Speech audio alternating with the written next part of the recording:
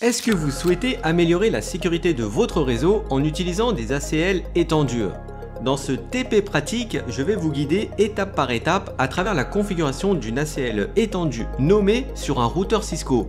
Vous allez apprendre à bloquer, autoriser et gérer divers types de trafic réseau avec précision.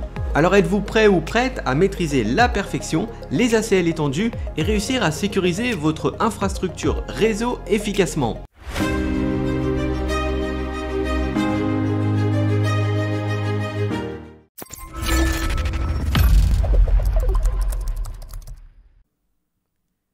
Dans ce TP, nous allons créer une access list sur le routeur 1 avec 4 règles. La première, on veut qu'il refuse tout trafic UDP. La seconde devra autoriser uniquement les flux TCP du PC1 sur le port 23 pour les connexions Telnet.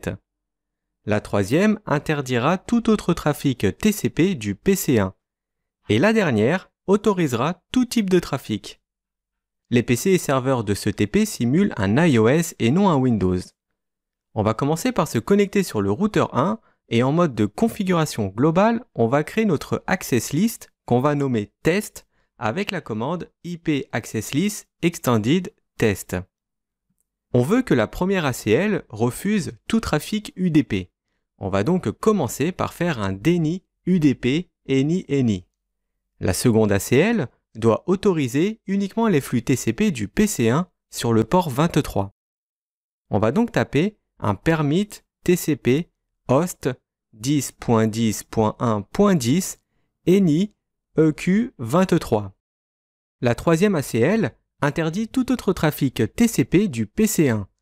Il faut taper déni TCP host 10.10.1.10 any. Et la dernière ACL autorisera tous les autres trafics avec l'instruction permit IP any. Alors implicitement, il y a toujours une dernière ligne de l'access list qu'on ne voit pas.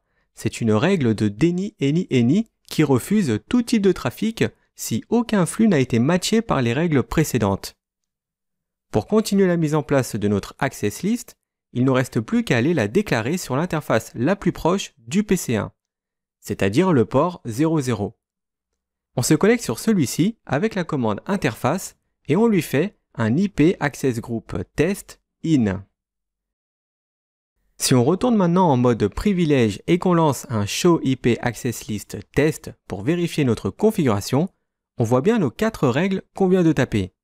Par contre, on ne voit pas la dernière règle qui refuse tout autre paquet, mais elle est bien présente par défaut. On va maintenant tester chaque ligne de notre ACL.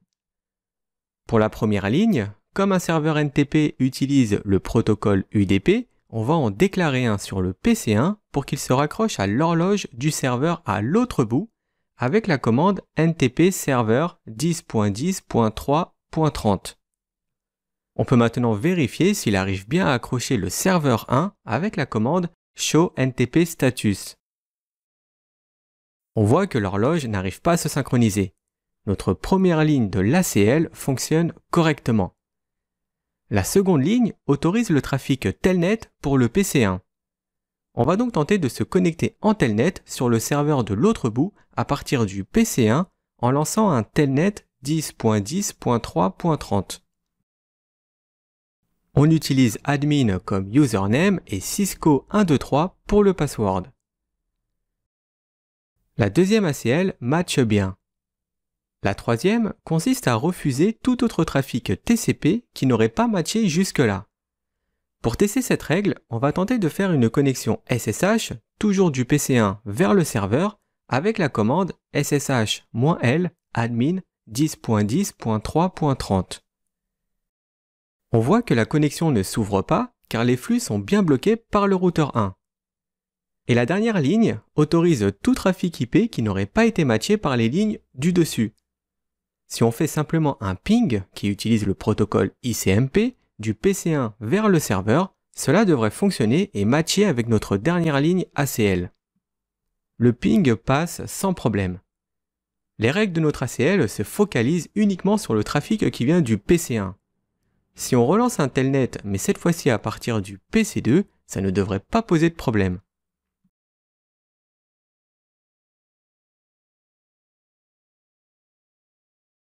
Et même un SSH du PC2 vers le serveur à l'autre bout devrait fonctionner. Le PC1 ne peut pas se connecter en SSH, mais par contre le PC2 n'a aucune restriction, car il match avec la 4e ACL qui est Permit Any. On peut même lancer un ping du PC2 vers le serveur. Pour clôturer ce TP, on va lancer un Show IP Access List test. Ici, nous pouvons voir le comptage de nos différents tests. Et c'est tout pour les ACL. Je vous retrouve très vite dans la suite du programme.